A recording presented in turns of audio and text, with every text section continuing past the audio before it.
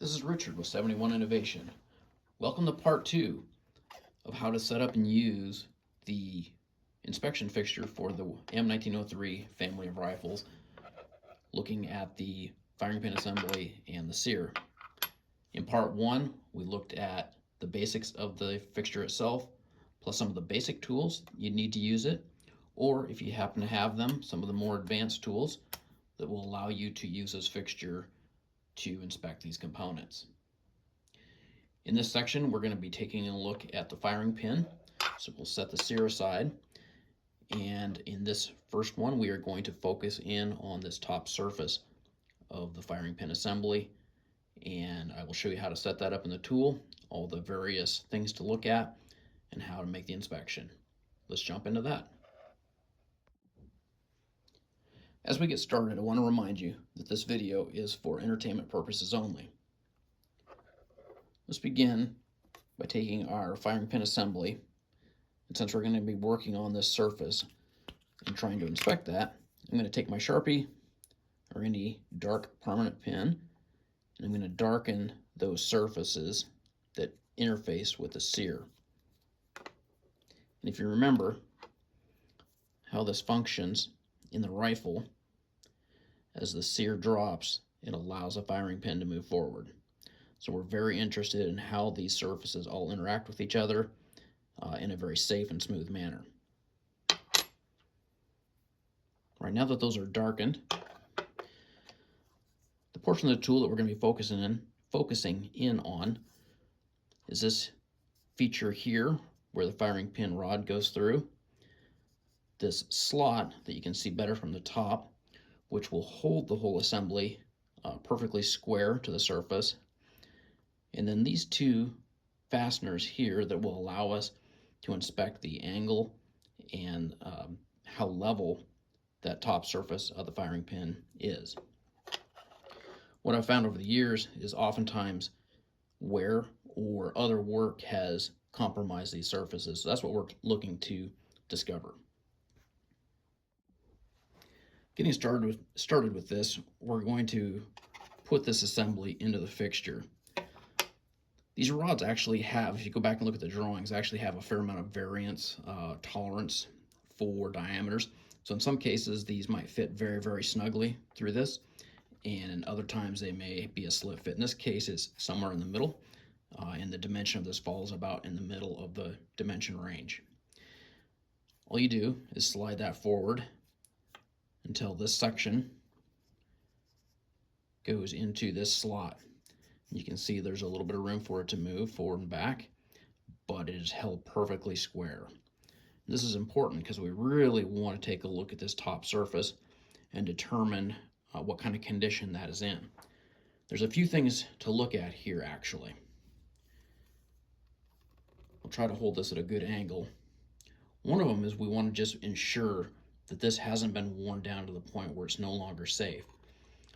Going from the original drawings, this surface compared with this tool fixture should sit about 10 thousandths proud, and so of this surface on top. And so I've moved these set screws here to that effect so that they are sitting 10 thousandths.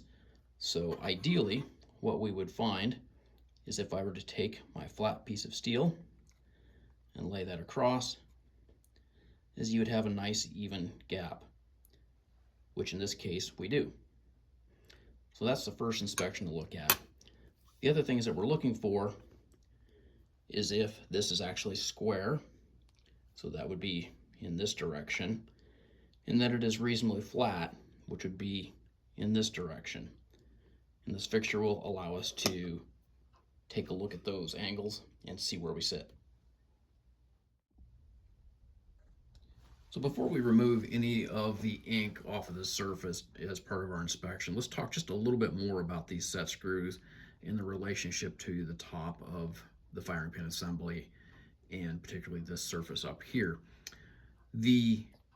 As I mentioned in the moment ago, this surface here nominally should allow this surface to be about 10 thousandths proud, and you can set these set screws to match that.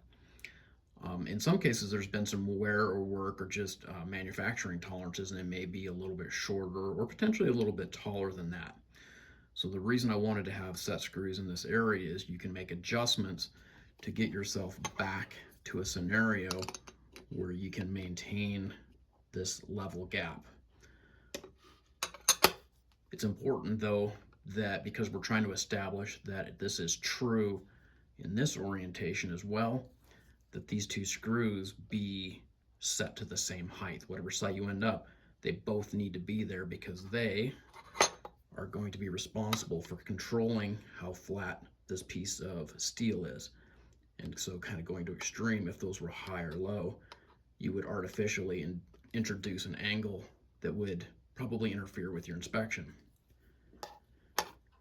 If for some reason you have to make adjustments from basically the as delivered setting, you can always get back to this because these are a set pitch. These are 632, so a full revolution of these moves the screw a 32nd of an inch.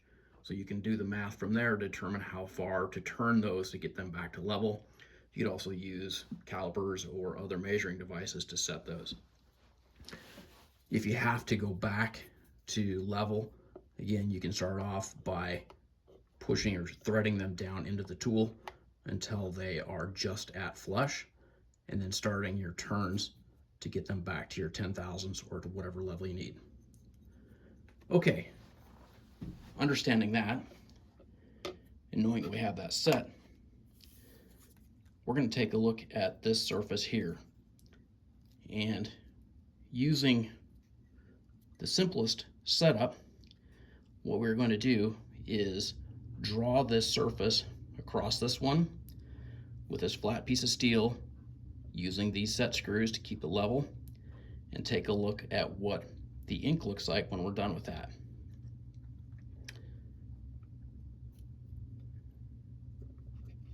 So I like to just set that down. I have a hold of the paper underneath, and I apply just a little bit of pressure right back here about where these set screws are to make sure that they don't move. And then I just make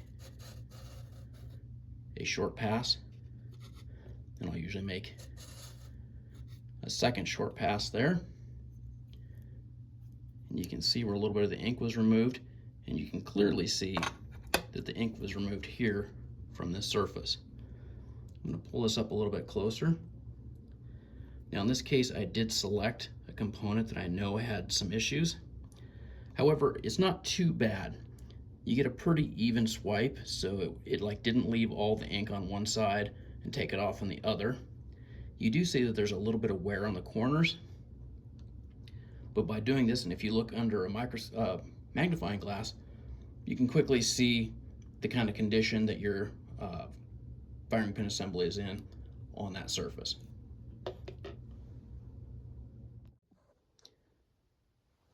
Now that we've seen how this process works using the simple sandpaper and flat steel, let's set those aside for a moment and re-ink this surface so we can inspect this again. Now we've got that surface covered back up. Again, all we're looking to do is remove a little bit of that ink to see how square and level it is. Let's take that flat piece of stone we talked about in part 1. In this case, it is 1/8 inch thick, 800 grit, 1/2 inch wide stone. I think I got this one from Midway, USA, but perhaps maybe I got that on McMaster car. Maybe you have one around. But really the process is very, very similar. Again, we're going to depend on these set screws of maintaining the proper pitch of the stone and maintaining the back and forth angle, the yaw, if you will, to make sure it stays very square to the fixture so that we can determine the condition of that surface at the top of the firing pin assembly. It's very similar as before. I'm going to set that down. I'm going to make sure that we're touching the two set screws. It's a little bit narrower, so you need to make sure you're touching both surfaces.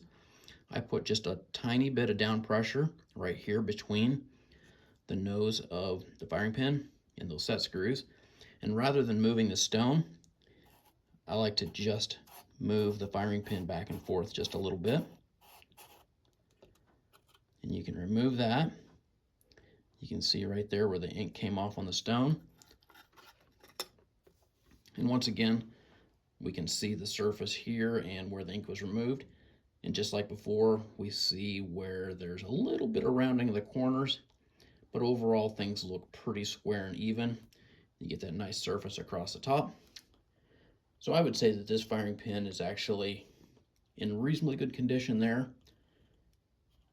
However, seeing that there's a little bit of rounding on the edges, it might be one that you would consider sending to a competent gunsmith to tune that up just a little bit.